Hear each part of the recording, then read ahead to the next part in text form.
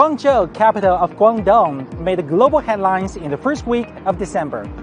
Politicians, business big names from various countries, and world media leaders gathered in Guangzhou to participate in 3 high-profile international conferences. The opening of the trio was the Understanding China Conference, where the concept of understanding deficit was proposed for the first time. Then the World Media Summit raised its curtain with global media elites taking part in extensive discussions, contributing media power to address common challenges. Later on, the Imperial Springs International Forum kicked off to make the rational voice of upholding genuine multilateralism consistently heard. 3 conferences whose themes vary but all point to one same goal, that's achieving win-win international cooperation and advancing the building of a community with a shared future for mankind. In more straightforward evidence, the perspectives and voices emanating from the conferences over the 5 days all released one signal, that China is showing sincerity, wisdom, and openness to engage in international communication and cooperation. 中国和国际上的有识之士越来越深刻地感受到不同国家、不同文明之间严重存在着读懂赤字，是不利于相互之间的战略互信的。I think it's a very specific situation on Earth at the moment. Yeah, we have a lot of geographic conflicts and wars, and so I think it's a question of how media can collaborate stronger in this situation. We have heard very important message from the President Xi Jinping. We heard a number of very important points relating to the future, relating to working out a model of a common future that we build together. We should all work for liberalization of communication. The presence of the international political and business heavyweights in these grand events is a clear indication of their endorsement of the China-proposed 3 initiatives and the concept of building a community with a shared future for mankind. It also underscored their concerns of a world in change. That's the common point for the 3 international conferences. In the face of changes unseen in a century, we should hail more exchanges, greater inclusiveness and cooperation, and rarely more concerted effort to reduce understanding deficits. So, why is Guangzhou the chosen one to host these momentous events? Indeed, this is not the first time Guangzhou has undertaken the mission of dialogue with the rest of the world.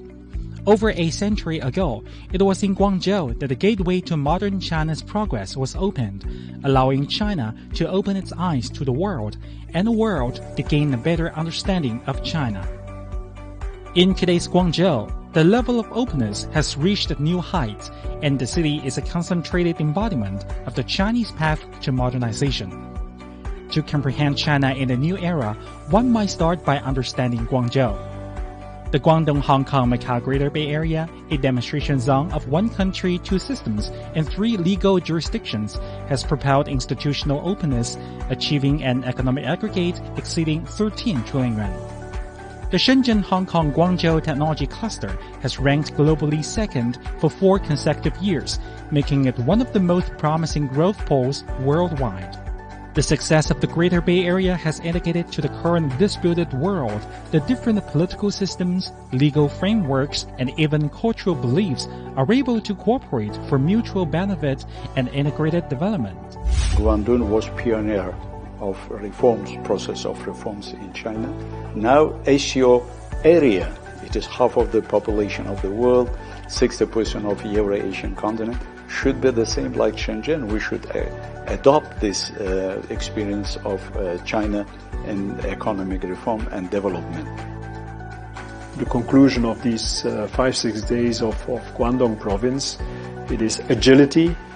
You have a real attitude to adapt to new situation and respond to new challenges, successfully respond to them.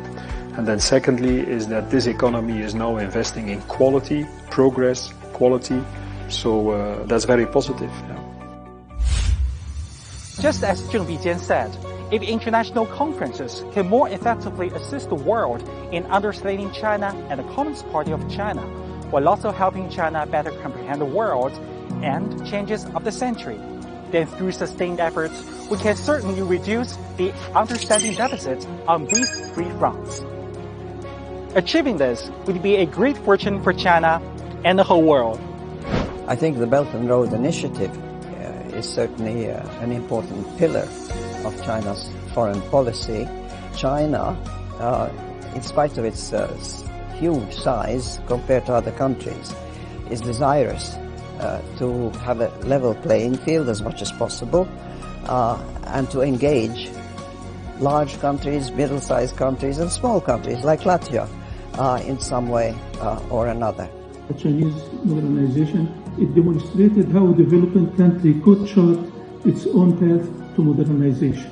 The second one, to show China's success, that China's access has allowed China to support and aid other developing countries in their efforts toward modernization. I believe that China has become more understood.